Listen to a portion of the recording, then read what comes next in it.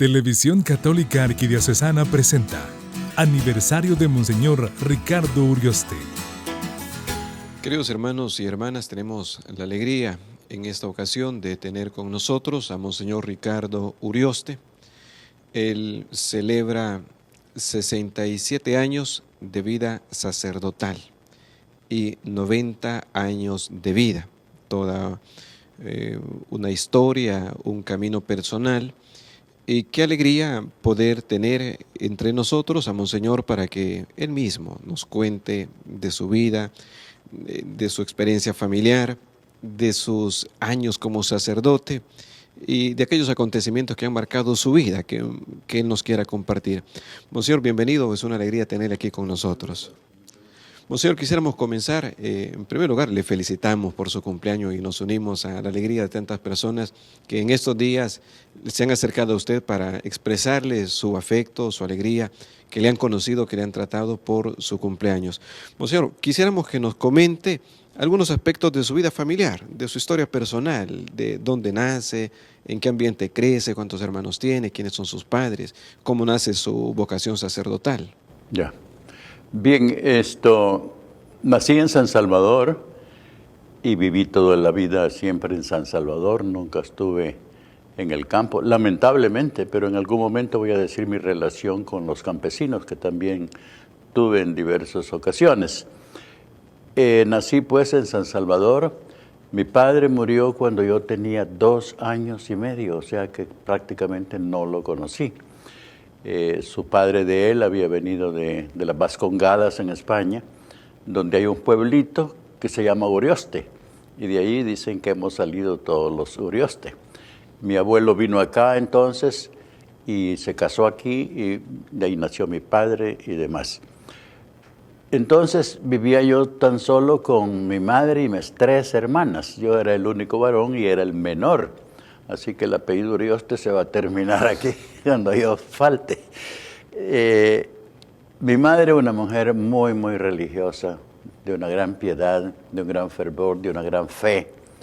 De vez en cuando íbamos al mar, a la Libertad, a pasar allá el fin de semana. Y todos los domingos íbamos a la misa a las 8 de la mañana.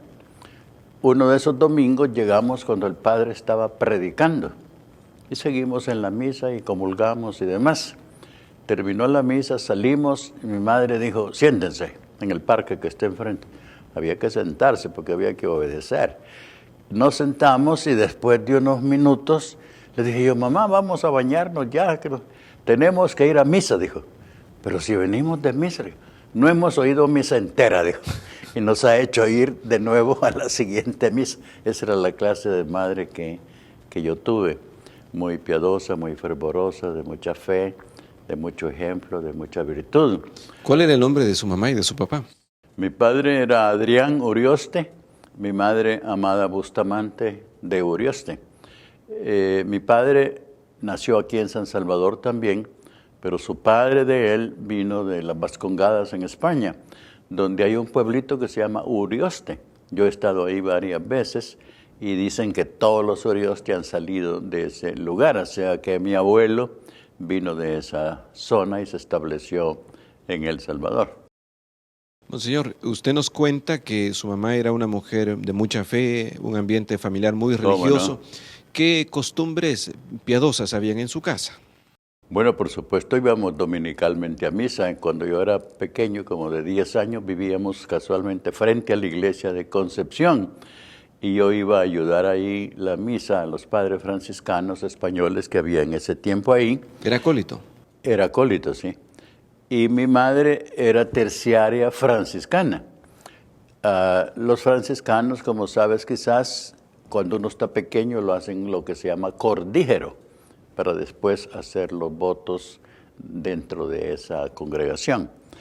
Y íbamos siempre pues ahí, mi madre era uno de sus directores espirituales, era un padre español que estaba ahí, y yo los quería mucho a esos padres. Un día les pregunté, padre, si yo voy a su nación, a España, ¿me entienden a mí lo que yo hablo? Sí, cómo no, sí te entienden. Entonces, ahí fue donde empezó mi vocación, como a los 12 años, 13 años, yo estaba con los maristas y el hermano Manuel, que era el director, un día entró al grado y llamó, no se me olvidan los nombres, a Matialena, a Salvador López, a Mario Eloy Guerrero y a Urioste, y nos sacó al corredor. Y en el corredor estaba un viejito de sotana, que se resultó ser el que era arzobispo en ese momento, que era Monseñor Belloso, el anterior a Monseñor Chávez. Y le dice el hermano Manuel al obispo: Monseñor, estos son los niños que quieren ir al seminario. Y jamás habíamos hablado de eso. Y el obispo nos dijo: bueno, lleguen a visitarme para hablar un poco más con ustedes. Y fuimos los 4. Recuerdo que lo único que recuerdo de la entrevista con él fue que nos preguntó que en qué grado estábamos. Le dijimos que en 5º grado. Dijo: hagan el 6º, yo los recibo con mucho gusto. Como sabes, en aquel tiempo se entraba al seminario después del 6º grado. Ahora solo admiten bachilleres, me parece. Pero en aquel tiempo era después del 6º grado. Entonces pasaron los meses y el año entero para terminar el 6º grado. Y el único que entré al seminario de los 4 fui yo. Y yo era el más tarado de todos, porque los otros eran gente muy inteligente, muy capaz, y yo los admiraba mucho. O sea que eso hizo que el año 38, cuando se inauguró este seminario de San José de la Montaña, ese año, yo entré al seminario. ¿Y ese año fue cuando Monseñor Luis Chávez y González asume como nuevo arzobispo? Fue hecho arzobispo, sí, a finales del 38, en septiembre me parece. Y cuando yo entré, entramos 3 al seminario, solamente 3. Y después de unos añitos, 2 de ellos se fueron, solo quedé yo. Por supuesto que había otros seminaristas más. Pero lo que quiero decir es que cuando yo entré, entramos 3, y Monseñor Chávez, en cuanto fue hecho arzobispo, se dedicó a cultivar las vocaciones sacerdotales. Y ya en el siguiente año de él como arzobispo, entraron 40 seminaristas al seminario, entre ellos el padre Rutilio Grande, a quien Monseñor conoció en Aguilares y en el Paisnal. Así que estuve acá en el seminario, en el bachillerato, después los 2 años de filosofía, y después, al iniciar la teología, me mandaron a España, a la Universidad de Comillas de los padres jesuitas. Ahí es toda la teología, y ahí me ordené de sacerdote también el año 48. No tenía más que 22 años y 10 meses, pero el señor arzobispo Chávez consiguió la dispensa porque no iba a empezar yo el ministerio sacerdotal, sino que iba a seguir estudiando. Y de hecho, después de ordenarme en España, fui a Roma a hacer derecho canónico. Así que eso ocurrió. Y no se me olvida que después de ordenado, el año 48, fui a Estados Unidos, porque ahí vivía toda mi familia, en San Francisco, California, a celebrar mi primera misa solemne. Y no se me olvida que en el avión, a la hora del desayuno, pasó la azafata, y yo le dije: no voy a comulgar, no voy a desayunar. Era el tiempo en que el ayuno eucarístico empezaba a las 12 de la noche. Y yo pensé en llegar a Nueva York, ir a la casa, ir a buscar una iglesia, y así lo hice. Y fui a una iglesia que estaba cerrada, toqué en la parroquia, me abrió un padre. ¿Qué desea? Me dijo. Que quisiera celebrar la misa, me dijo. No, aquí no celebramos misa a esta hora. Y dije yo, que venía a estudiar Derecho Canónico. Pero el derecho dice que se puede celebrar hasta la 1 y faltan 10 para la 1. Sí, pero aquí no, me dijo. Ya los días siguientes volví a la parroquia y fueron muy amables, eran padres redentoristas que dirigían esa parroquia. Y después seguí para California, donde celebré la primera misa solemne con muchos salvadoreños que llegaron en ese momento, y mi familia, por supuesto, ¿verdad? Monseñor, y en este ambiente donde usted estudia teología y luego Derecho Canónico en Roma, ¿cómo es el ambiente de las vocaciones? ¿Cómo es el ambiente de la iglesia previo al concilio? Porque de repente muchos desconocemos cómo era el ambiente que se vivía en Europa, por decirlo de Bueno, en la Universidad de Comillas, Era sorprendente la cantidad de estudio que dedicaban a eso, porque era la época en que en España había lo que se llamaba las competencias. Si la parroquia de Cristo Redentor quedaba vacante, el obispo hacía un examen de teología, de derecho, de escritura, de todas las cosas, y el que salía mejor, ese iba a la parroquia.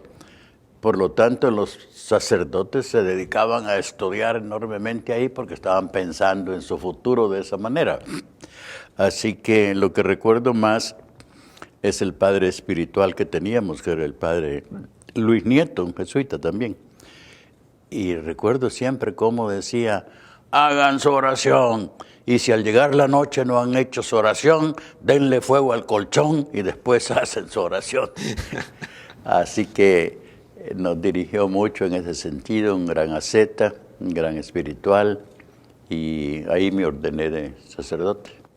Y yendo a la vida, como usted como sacerdote, que se ordena en 1948, ¿en qué lugares ha servido ya cuando regresó a la diócesis? Bueno, en primer lugar, cuando llegué, el señor arzobispo Monseñor Chávez, que él era el párroco de donde yo estudiaba, y él me ayudó para ir al seminario. Al venir acá, el arzobispo me puso en la secretaría del arzobispado, junto con el padre Interiano, que se llamaba, que ya falleció. Y ahí estuve desde el año... Yo llegué a El Salvador el 14 de diciembre de 1951. O sea que el 52 empecé a trabajar acá y lo hice, como digo, en la secretaría del arzobispado, juntamente con ese otro sacerdote, donde en el arzobispado no había más que 3 o 4 que trabajábamos. Ahora hay como 50, creo yo, por lo menos. Pero en aquellos tiempos era diferente. ¿Y en qué lugar estaba el arzobispado? Estaba frente al Parque Libertad, allá en el centro de la ciudad, pegado a la iglesia del Rosario. Ahí estuvo muchísimos años. Y eso fue el año 52 entonces, a principios, en enero ya. Y el 57, Monseñor Chávez me nombró párroco de la iglesia de San Francisco, en San Salvador, ahí abajo del parque infantil. Sobre la Juan Pablo II. Sobre la Juan Pablo II. Y ahí me di cuenta de cómo la iglesia estaba más que todo llena de mujeres, de señoras. Los hombres de pie allá atrás, unos 10, 12 hombres. Y yo empecé a decirme, bueno, ¿y cómo cautivamos a los hombres un poco más? Y pensé en los caballeros de Colón, que en Estados Unidos tienen una fuerza muy, muy grande. Y fui a ver a un padre cubano que había acá en el Santa Cecilia, pero me dijo que él no sabía nada de eso. Y decidí ir a México a buscar allá quien me ayudara en eso. Y casualizó que 2 días antes de salir yo para México, llegó a mi parroquia un padre mexicano que me pidió celebrar la misa y por supuesto que la celebró. Y yo lo invité a desayunar y desayunando le dije que iba a México y mi intención era buscar a los caballeros de Colón, que si él sabía algo sobre eso. No sé nada de eso, me dijo, de lo que puedo hablarle es del movimiento familiar cristiano. Y si quiere puede ir a una de esas reuniones. Bueno, le dije yo, pase por mí a tal parte y vamos. Y fui y me encantó la reunión. 8 o 10 matrimonios reunidos, hablando de la Biblia, hablando de los hijos, hablando de la comunidad. Me gustó muchísimo la reunión. Tanto es así que cuando me llevaron de vuelta me dice, ¿no quiere ir mañana a otra reunión? Sí, cómo no, quiero ir. Y fui, pasé toda la semana con ellos y no se me ocurrió ni siquiera preguntar por los caballeros de Colón. Al regresar yo venía en el avión pensando a qué matrimonios iba a convidar para formar parte del movimiento familiar. Y no se me olvida que una de las primeras parejas fueron los Push. No sé si has oído hablar de Chabelita Push, que fue una mujer extraordinaria que ya falleció lamentablemente.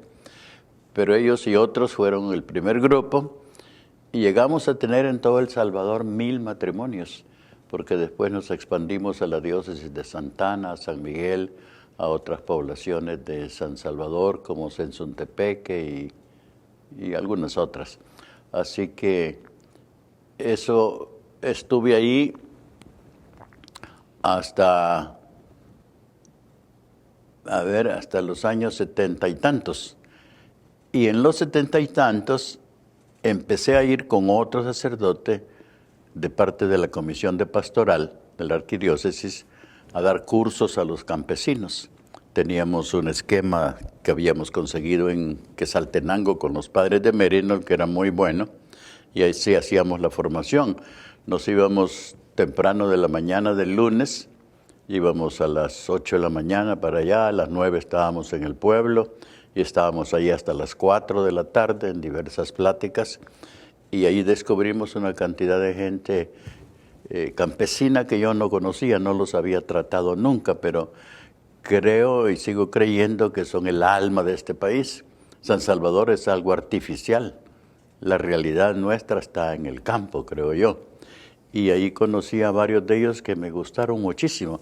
Por ejemplo, había alguien cuyo nombre se me olvida, que no sabía leer ni escribir, pero hablaba muy bien. Así que se consiguió a otro, en la visita a las familias que hacía, que le leyera el evangelio que él indicaba, y él empezaba a hablar, pero de una forma extraordinaria. Y hubo muchos así de esa manera que fueron después catequistas en sus propias parroquias, y visitamos una gran cantidad de parroquias de esa manera. Y en eso estuvimos desde los 70, digamos, o quizás un poquito más, hasta el 77. Estando precisamente en un pueblo dando un curso, ocurrió el nombramiento de Monseñor Romero el 3 de febrero del 77 como arzobispo de San Salvador. Y el padre que andaba conmigo me dijo, vámonos de aquí porque este señor no va a querer nada de esto, me dijo. Pero nos quedamos y terminamos el curso. Y Monseñor Romero después apoyó enormemente ese trabajo, que lo continuamos todavía un tiempo. Y él pues le pareció muy bien lo que estábamos haciendo en ese sentido. Y lo mismo a Monseñor Chávez, que ya habíamos empezado con Monseñor Chávez esos cursos en los diferentes pueblos donde había el párroco y nos reunía 40 campesinos, hombres o mujeres, y así visitamos una gran cantidad de parroquias en esa comisión de pastoral ambulante. Las otras diócesis tenían un centro donde la gente llegaba de sus pueblos a tener el curso. Nosotros pensamos que era más fácil para ellos, menos costo, si nosotros íbamos a sus pueblos en vez de ellos venir aquí a San Salvador. No se me olvida que después del curso que hacíamos, invitábamos a algunos a los que se caracterizaban como mejores para un curso aquí en el Seminario San José de la Montaña. E invité yo a uno de ellos en algún lugar y le dije, mire, quisiera que fuéramos a otro curso, que lo invitamos a usted para tal y tal fecha. Bueno, dijo, puedo ir, solo tengo que conseguirme otra camisa porque solo una tengo. Dijo, o sea, gente bien pobre, ¿verdad? Pero con mucho valor y con mucho valer en todos sentidos. Eso entonces fue mi apostolado estando yo en la parroquia de San Francisco, donde realmente ahí no me dediqué a la formación de gentes en comunidades de base, sino solamente al culto, algunas pláticas y demás, pero compensaba con esto de ir a los pueblos y a los matrimonios a ayudarles en su vida matrimonial. Y llega pues Monseñor Romero, Monseñor Rivera, que era el auxiliar, obispo auxiliar, era su vicario general. Pero en octubre del 77 nombran a Monseñor Rivera Damas como obispo de Santiago de María. Entonces Monseñor Romero me llamó a mí para ser su vicario general. Y yo le dije, Monseñor, ¿y cómo me va a poner a mí? ¿Por qué? Monseñor Chávez y Monseñor Rivera me han dicho que usted debe de ser, me dijo. Bueno, pues muy bien. Y así empezamos.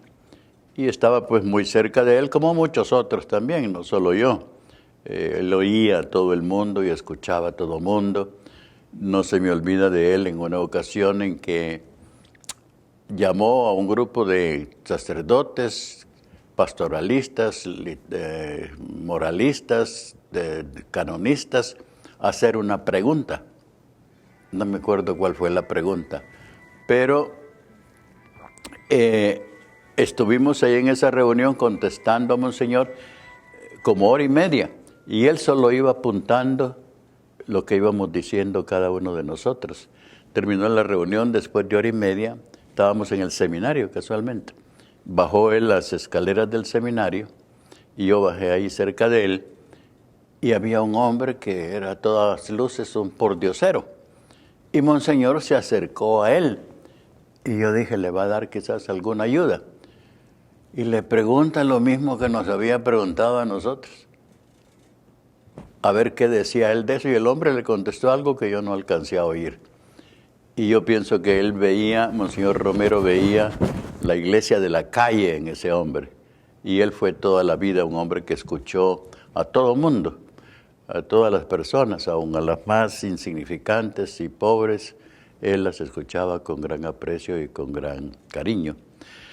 En esa misma época se fundó la revista Búsqueda, que salió durante varios años y yo fui su director, y la pasábamos a los sacerdotes y al clero en general. ¿A nivel diocesano era esta revista? A nivel diocesano, sí. Algunos otros de otras diócesis también la compraban. Y aún ahora tengo deseos de que volvamos a editarla, a ver si es posible, no lo sé.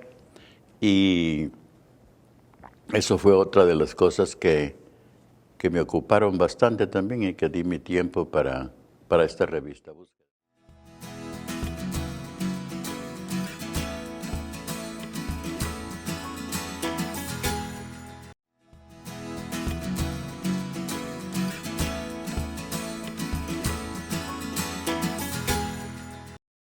¿Y su relación con Monseñor Luis Chávez y González fue muy buena?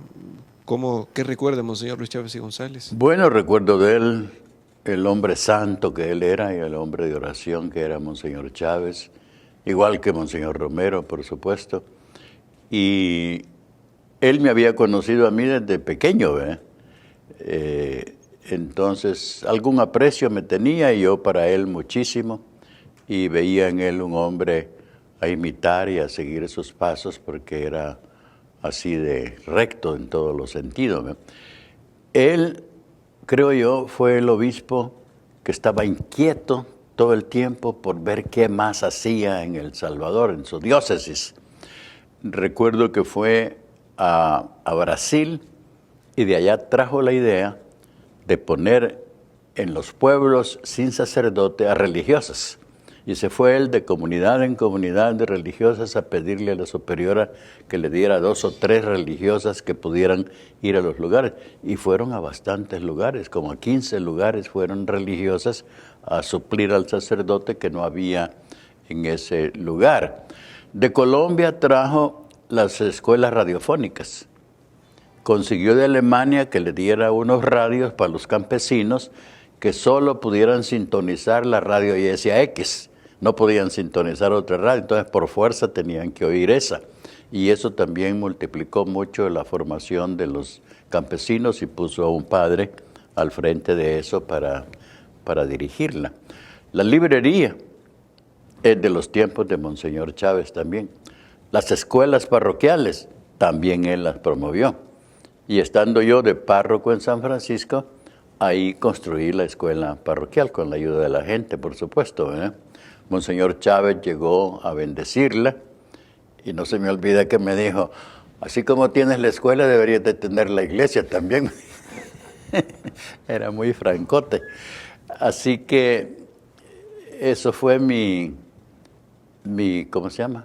Mi contacto con él todo el tiempo. Lamento que antes de irme de viaje en una oportunidad, yo fui con él, le dije que quería tener algo suyo y me regaló un Cristo muy bonito que lo tenía él en su escritorio y ese me lo dio. Y lamentablemente yo no estaba aquí cuando él falleció, estaba en Salamanca haciendo un curso al que nos habían invitado y allá me avisaron que él había fallecido, pero no pudo estar pues en su sepultura, en su entierro. Claro. Monseñor, 67 años de vida sacerdotal es un servicio muy grande que usted ha dado a la iglesia, 90 años de vida. Con mis fallas, porque tengo muchos problemas y muchas fallas también, no todo es bueno, ¿verdad? Claro, claro, sin duda alguna. ¿Cuáles son aquellas cosas más significativas que usted, después de echando la mirada hacia atrás, uno dice, esto me sirvió mucho, yo aprendí esto de personas, sea de personas sencillas, de personas de iglesia, en la sociedad? Yo creo que me referiría a las dos que ya mencioné, que fue el grupo de matrimonios con los cuales trabajaba. Todas las noches yo tenía reunión en uno u otro lado con 8 o 10 parejas de matrimonios y otros padres que también me ayudaban. Y ahí encontré mucha vitalidad en esas personas, en esos matrimonios, y mucha fuerza e interés y su fe muy grande también igualmente. Teníamos diversos servicios que dar y diversas personas de las que contribuían en el movimiento familiar se hacían cargo de llevar adelante esas cosas, ¿verdad? Publicamos una revista de ellos en ese tiempo, uno de ellos era el director y en fin, otros contribuían con artículos y así se formó ese grupo de matrimonios de los cuales tengo mucho cariño y mucho amor siempre, ¿verdad? Después me gustó muchísimo mi estancia en el campo. Como yo dije, yo nací en San Salvador, nunca había estado en el campo ni conocía, pero me dio oportunidad de conocer a los campesinos en ese sentido y me sirvió mucho, me enamoré de ellos, por así decirlo, ¿verdad? Fue un gran momento para mí porque estuvimos en eso como 4 o 5 años dando esos cursos al campo y conociendo yo un poco más a los campesinos, ¿verdad? Y algunas preguntas muy concretas. ¿Cómo vivió usted el Concilio Vaticano II? ¿Antes del concilio, después del concilio? Bueno, empezó el concilio, como sabemos, el año 62 hasta el 65 y salían publicaciones acerca del concilio y no estoy bien seguro, quizás fue el año 63 que hubo una reunión de sacerdotes de toda Latinoamérica en Sao Paulo, creo que fue en Brasil, y a mí me invitaron a ir, y yo estuve allá, y allá llegaron varios de los teólogos que estaban tomando parte del Concilio Vaticano. Llegó el cardenal Danielú, que era un sacerdote todavía en ese momento, ¿verdad? Del cual no se me olvida que en algún momento yo le pregunté, mire padre, ¿y usted sabría decirme cómo es que de un mismo sacramento sale un diácono, sale un sacerdote y sale un obispo? ¿Cómo es eso? ¿Cómo lo explica? No he estudiado eso, me dijo, así con toda humildad. Él, el gran cerebro que era, con toda humildad dijo, mire, no he estudiado ese aspecto, no sé cómo será. Bueno, nunca he averiguado cómo es que eso podría responderse, pero es uno de los recuerdos que tengo. Y hubo sacerdotes de toda América Latina en esa reunión, muy capaces y muy buenos. Claro, qué bonito. Y pensando en los sacerdotes, a lo mejor sacerdotes jóvenes, ¿qué consejo pudiera usted dar, Monseñor, después de una vida sacerdotal tan larga como la suya? Bueno, pues estaba pensando en que la base podría ser San Marcos, cuando dice a sus apóstoles que los llamó para estar con él y para enviarlos a predicar. Pero lo primero es estar con él. Si no estamos con Jesús, no somos sacerdotes. No vivimos nuestro ministerio como debe de ser. Y estoy recordando que en la primera carta a Timoteo, creo que es el capítulo 4, Pablo le habla a Timoteo cómo debe vivir su sacerdocio y la imposición de las manos que ha recibido. Me parece que es uno de los aspectos del Nuevo Testamento que debíamos meditar mucho y hacer nuestros en nuestra vida sacerdotal. Gracias, Monseñor. Y estamos en este año de la familia y usted, siendo joven sacerdote, pues también se involucró mucho en esta, digamos, pastoral familiar, que en aquel momento se le llamaba de otra manera. Pero hay una preocupación de la iglesia en general por toda la iglesia. ¿Cuáles son aquellos elementos básicos que una familia cristiana no debería descuidar para que sea en nuestra realidad El Salvador, en la que nosotros estamos viviendo, para que sea sal de la tierra y luz del mundo? Yo creo que tenemos que tener una idea bien clara de qué cosa es el matrimonio. Y hay un obispo norteamericano, Fulton Sheen se llama, Su causa de beatificación está introducida también en Roma. Tiene un libro sobre el matrimonio que se llama Tres para el amor en el matrimonio. Ellos dos y Dios. Y eso es lo que él va exponiendo a través de todo su libro. Llega un momento en que dice, por ejemplo, a este matrimonio lo invitan a una fiesta donde dan un fresquito de chan con unos alporcitos y nada más. Hay unos disquitos que está más o menos bueno o malo. Bueno, y después llegan unos amigos y les dice, vénganse con nosotros, que en el segundo piso está todo mejor. Suben arriba y en realidad está todo mejor. Hay no un disquito, sino un sonido muy bueno, comida muy sabrosa, y ahí están muy contentos. Y cuando están ahí todavía, llega otro amigo y dice, vénganse conmigo arriba, que arriba está todo muchísimo mejor. Y se van para arriba, y ahí encuentran que no hay hay una orquesta de este lado, otra orquesta de este lado, comidas abundantes, bebidas abundantes, y dicen, y pensar que nos hubiéramos quedado en la primera fiesta del fresco de Chan. Y eso, dice el obispo Shin, es lo que ocurre en el matrimonio. La fiesta primera es el atractivo, lo sexual en el matrimonio.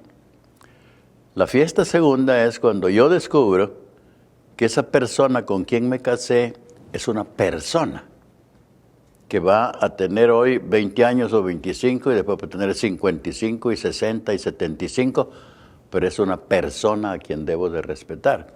Y lo tercero, la fiesta más grande, cuando descubro que ambos somos cristianos y que debemos vivir conforme a lo que Dios espera de nosotros. Dichosamente hay muchos matrimonios que viven eso muy bien. Este domingo, por ejemplo, yo tengo una Eucaristía con la comunidad Salvador del Mundo, que tiene muchísima gente en su acción, y este domingo es un retiro para matrimonios. Va a haber unos 1000 matrimonios, por lo menos. O sea que esa gente también está impulsando mucho la vida matrimonial cristiana. Claro, qué bonito este ejemplo que nos ha recordado sobre el matrimonio. Y la última pregunta, creo, monseñor, hay sin duda alguna muchas otras cosas que dialogar con usted, ojalá lo pudiéramos tener, pero es preguntarle alguna anécdota muy significativa en torno a monseñor Romero. Bueno, serían varias quizás, pero la primera que me acuerdo es que en una reunión que teníamos los que trabajábamos en la curia con él, sacerdotes, le pidió a alguien ahí presente que por favor llevara un diario de lo que pasaba en el país y de lo que pasaba en la iglesia. Y este le dijo, ¿cómo no, monseñor? Con mucho gusto. Llegó a la reunión el mes siguiente y lo primero que hizo monseñor fue preguntarle al encargado del diario que cómo iba el diario. Y este le dijo, monseñor, yo soy un poco desordenado y todavía no lo he empezado. Y monseñor golpeó en la mesa un poco irritado y dijo, con la iglesia no se puede ser desordenados. Y ahí terminó todo. Cuando murió, al día siguiente fuimos a su apartamento.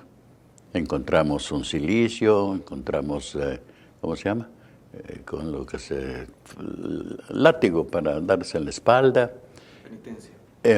Encontramos, entre otras cosas, como 30 cassettes grabados. Los pusimos y era monseñor Romero que se había puesto él a llevar el diario del país y de la iglesia. Y sin decirle nada a nadie. Era un hombre trabajador, extremadamente trabajador, entregado a su función, sin andarlo proclamando ni diciendo por ningún lado. O sea que él fue el que hizo el diario y yo me digo, feliz culpa de aquel que no lo llevó, porque si aquel lo hubiera llevado, nadie lo hubiera leído. Pero de monseñor, pues hay mucha gente interesada en conocerlo. De eso me acuerdo de él. Había otra ocasión en que llegó a buscarlo el coronel que era el viceministro de Defensa, que quería hablar con monseñor urgentemente, no estaba en el seminario, y me dijo, mira, a mí me urge hablar con monseñor. Y yo le hablé a Monseñor, le dije, mire, aquí está el fulano de tal, quiere verlo. Bueno, tráigalo, me dijo. Lo llevé al hospitalito y ahí el coronel le dijo, mire, Monseñor, el gobierno desea darle protección a usted, darle unos, ¿cómo se llaman? Guardaespaldas. Y Monseñor le dijo, bueno, yo le agradezco mucho, pero fíjese que quien necesita guardaespaldas es el pueblo, le dijo. Yo no, a ellos son a los que están matando y yo voy a andar tranquilo sin ningún guardaespaldas. Y así hay otras de cuales podría contarte, pero hasta aquí llegamos. Muy bien, Monseñor. Gracias por su tiempo y qué bonito escucharle y recordar tantas cosas que usted ha vivido y que en esta oportunidad en la que hemos tenido esta Santa Misa de aniversario de Acción de Gracias, ordenado muy joven, antes de los 23 años, y ahora que llega a 67 años de vida sacerdotal, pues le expresamos nuestra felicitación. Yo sé que muchas personas que le conocen, le admiran a usted porque le han escuchado, porque le han visto, y muchas cosas bonitas, y le agradecemos, Monseñor, por todo lo que ha hecho, por su testimonio, por su trabajo. A los 90 años trabajando, yo creo que cualquier persona a los 90 años está descansando, ya no quiere que lo molesten, pero usted sigue adelante. Gracias, Monseñor, y por supuesto le ofrecemos nuestra oración, y creo que todos Por los favor, que están... sí, eso es lo importante, que oren por uno. Todos los que están también viendo esta entrevista, sin duda alguna también que le van a acompañar con la oración. Monseñor, muchas gracias por estar Con mucho nosotros. gusto, con mucho gusto.